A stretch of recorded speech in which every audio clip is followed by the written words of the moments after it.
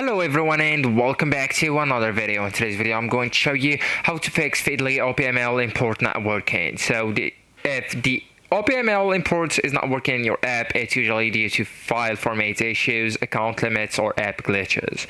So at first guys, they really advise to check your OPML file, and that's the most common issue. So just make sure the file ends with .opml, not .xml. So just rename it correctly, and the file shouldn't be empty or corrupted. So try opening it in a browser. If it looks like code, it's fine, and if exported from another app, just re-export it again. Okay, and also guys, I do really advise you to use the browser instead of the app. That's important. So sometimes the mobile app failed.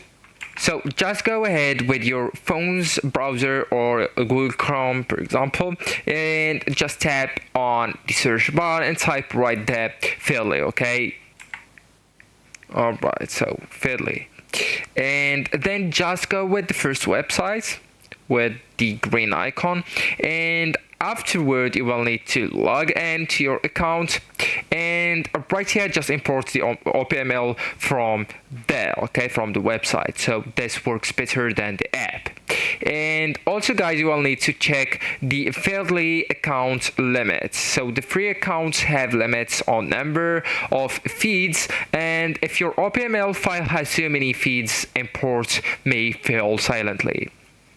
So just go ahead and try importing a smaller OPML file, split it into parts, for example, or remove some feeds before importing.